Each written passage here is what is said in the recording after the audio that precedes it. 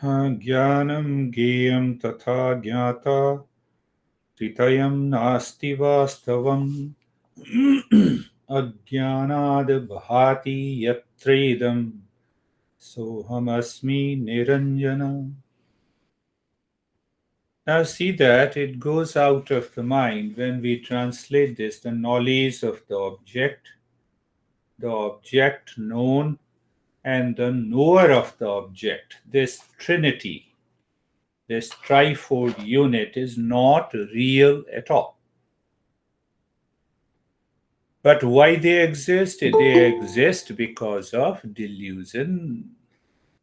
And what is delusion? Delusion means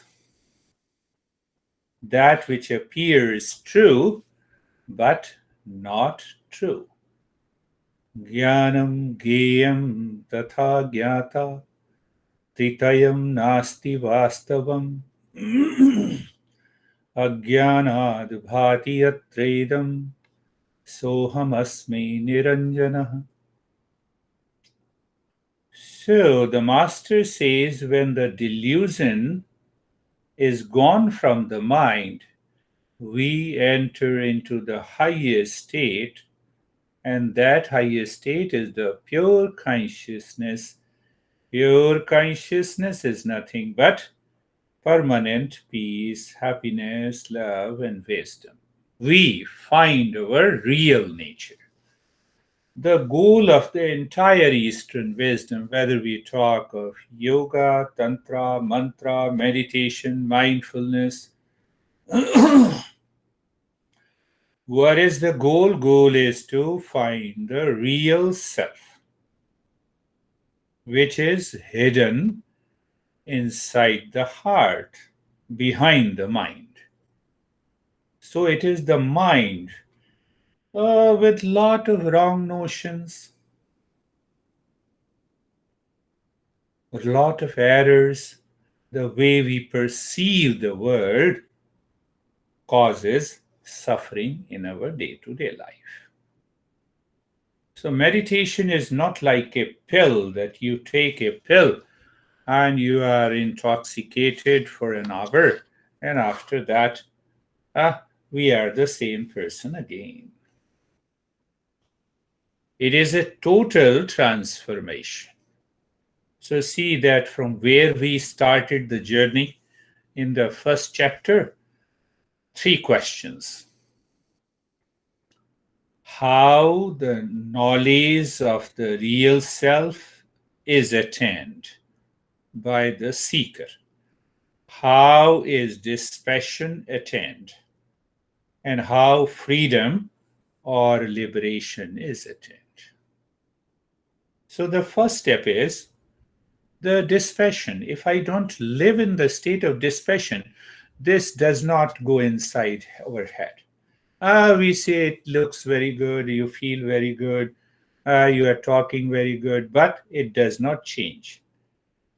So Janaka, the master, this Janaka was a seeker. He knew without dispassion, journey cannot be taken ahead. So for dispassion, what is that? For dispassion, seeker must know what is real and unreal. Now I see you, you are real. You see me, I am real. But we don't have a clarity. That is why, for clarity, we should study under a teacher. That is the way the Eastern wisdom works. So, for having a dispassion, I should know what exactly is viveka, the discernment. So, what is that discernment? To separate real from unreal. Then we should also know what is real and unreal. So, we say in Eastern wisdom that entity, anything, or that entity which is never changing, that is self existent, that is infinite, that is all pervading, that is of the nature of permanent peace, happiness, love, and wisdom, is real. So now, where is the location? So, location, we say, it lives deep behind the heart. So, heart sometimes refers to the mind and the feeling.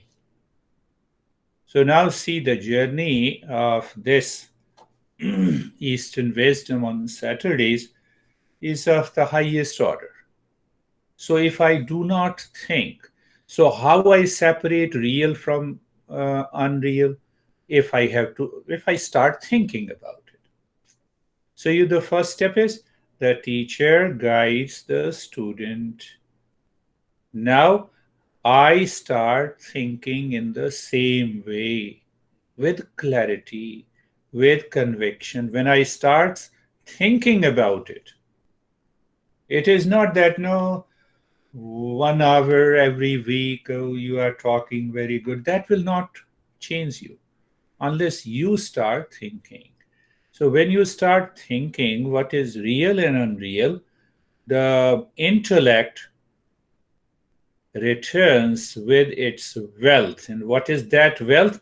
That wealth is viveka. What is viveka? Viveka is known as discernment. Discernment means separation. So when I separate myself from the wrong notions that is present in the mind, I enter into the state of dispassion.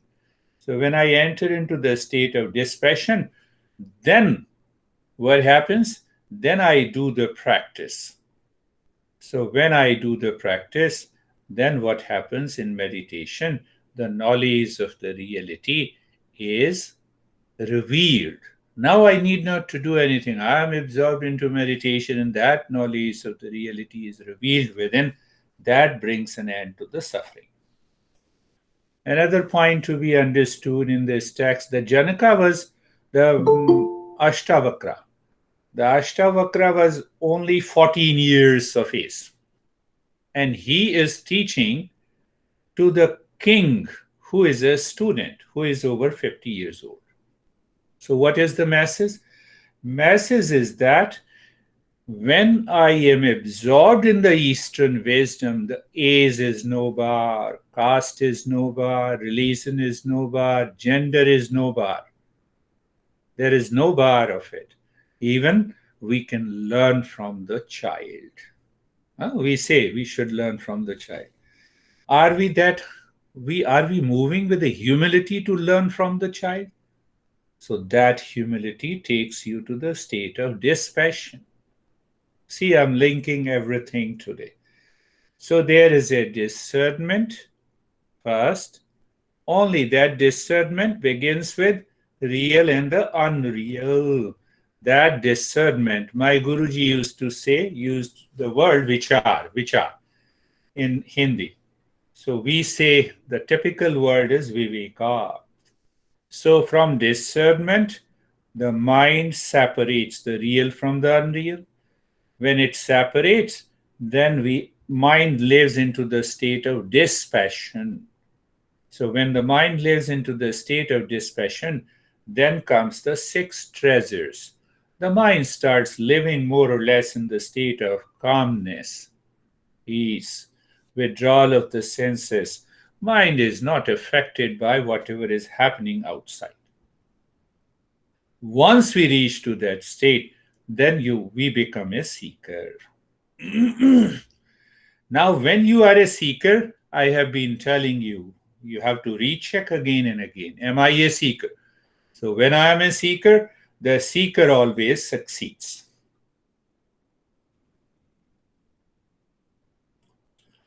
Now, we will take up this words to understand. The master is saying, what? No, the seeker is saying. Seeker is undergoing that experience. That is our second chapter. He is narrating. The master has already guided him in the first chapter. This is what the real self is. And the best learning is knowledge and understanding. So, by knowledge and understanding, you enter into the state of choiceless awareness. So, from this verse, the seeker is narrating another level of experience. We say, I have a beautiful experience of color. huh? I went deeper. And, we have been narrating. It is okay. But to have the experience like a seeker confirms that we are progressing. So now see that it can be done here and now. I know you. So think about it. I, one thing. You, second thing. Knowledge, third thing. Yeah, normal. I know you. That is how we have been using the word I know how to drive, I know a place, I know a thing. So there are always the three things: I, personal, second is the object or a person, and the knowledge between the two, the relationship between the two. Now do you see, can you become aware of that? I know you, you know me. So we have the three things. So this I is known as the knower. I, subject. You can say I is known as the knower, known as the subject. You, when I say I know you, you are an object.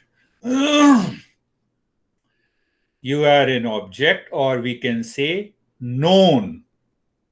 And what is the relationship between the two? I know you.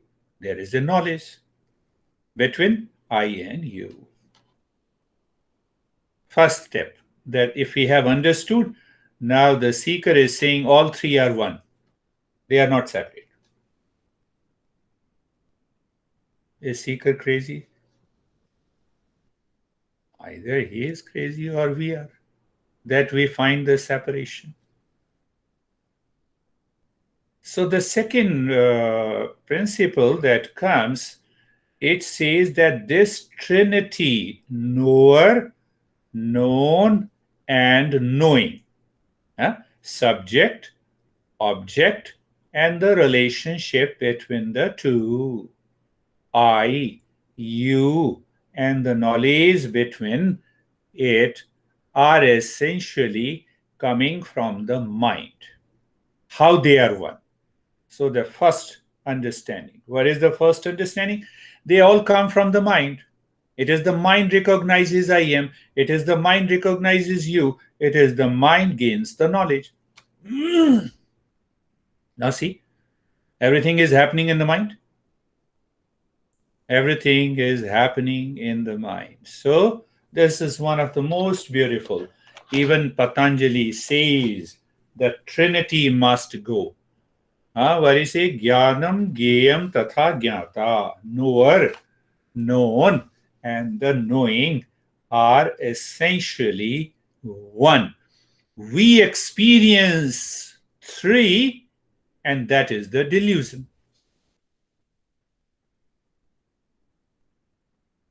Your mind may say that all these masters are in delusion. I am seeing you, you are separate from me. Is it not a fact? So let me take you a little deeper, and then you will understand. Okay, I say that I know you, right? What is the separation between I and you? Tell me. Where you begin and where I end. That is how I understand that you are separate from me. Are you getting something? So I ends with the body. Whatever is outside the body is different from me. Clear? Little deeper. First step. It is clear? Now I claim that I am the body. Body is a matter. I cannot be the body. Is there any line between I and you? We are discovering that. Find out. What is that line which separates where you say this is, we separate your house, my house, neighbor's house, your. But what is that line which separates I from you? So when I say I am the body, right? And then I say you are there, where is the line? If I am the body, then I can say I have the line, I am the body. So my body is I am, your body is not I am. Are you getting it? Only little deeper. Jnanam geyam tatha jnata tritayam nasti vastavam. So when it comes to this body, then I say this is I am my body. I am. And when it comes to your body, no, no, this is not me. That is why I know you. You are different from me. So in one case, in one stand, mind says this body is me. In other case, that body is not me. How that is possible? I am making a contradiction. Why? Ask yourself. Is this body and that body are different? At the outer level, name, form, age, its gender, but deeper inside, both are made up of matter. So where is I and where is you?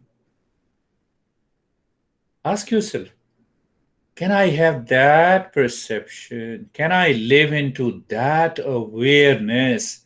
When I live into that awareness, where is you? What is the thin line? Where is me?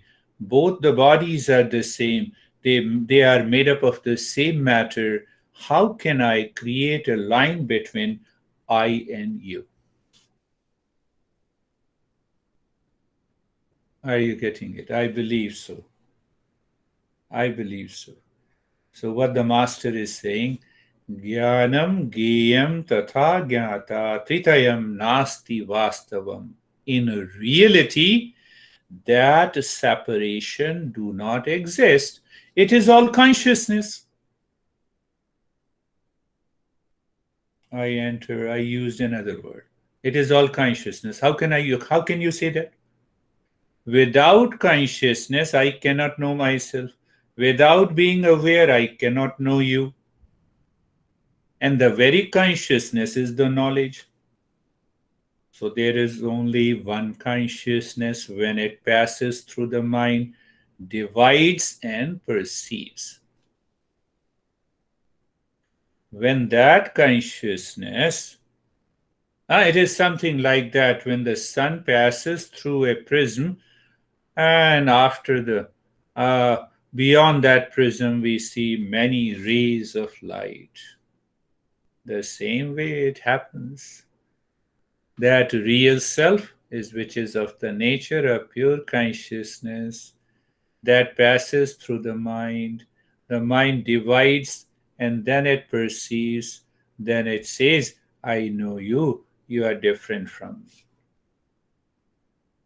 For living in the material world, transactional reality, that is okay. I know you, you have come online to attend the meditation session.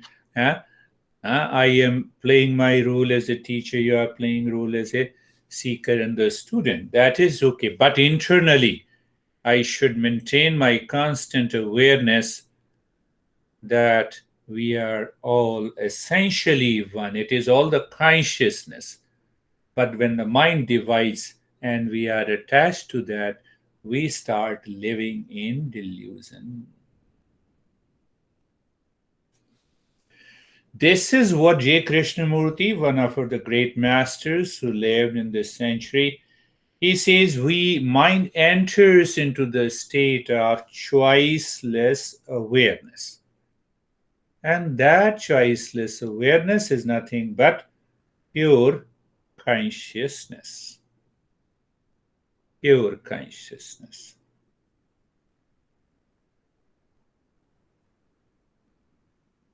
Another point, why we fall into the delusion. Wrong notion starts working in the mind because we are not objective. What does it mean, being objective?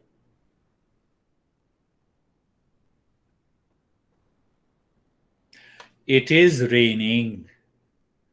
I have a perception that is unbiased, unattached to the rain. When I give interpretation that it is raining, I like rain. I feel good in rain. It is being subjective. Subjective, the subtle ego comes in the mind that separates the world outside. When we are 100% objective to the things and the people outside, day to day, from moment to moment, this mind does not live with the subjective interpretation of likes and dislikes, duality and a conflict, and the delusion is not there.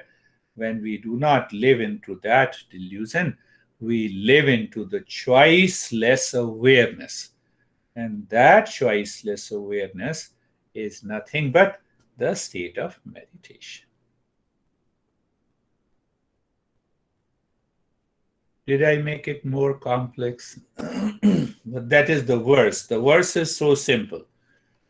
What the verse says, Jnanam Gayam Tatha Gyata Tritayam Nasti Vastavam. There is no reality between the knower, the known, and the knowing. Huh? Mind divides itself into three, and then it says, You are different from me. In reality, we are not different. Ajnanat bhati yatredam soham asmi niranjana. But when this mind withdraws within, it leaves that trinity. Trinity. What is that trinity? The subject, object, and the relationship between the two. When it leaves that trinity, the mind is pure. When the mind is pure, we enter into that higher state of consciousness, which is known as meditation. It can happen here and now. Are you waiting for the practice? So, mind still has doubt. That is why meditation has to remove the doubt. If you have understood, you are already in the state of meditation. Are you getting? You are already in the state of meditation. So, this teaching means that knowledge, understanding, awareness, choiceless awareness. So, if we are living into that state, we are already in the state of meditation. But the mind says, when you are going to start the practice, mind has doubt. Why they have a doubt? Because of the error, because of the wrong notion.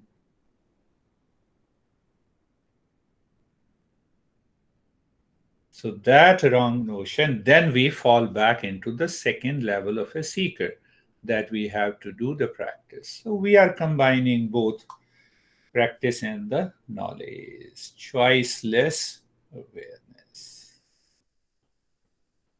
Let us start our journey.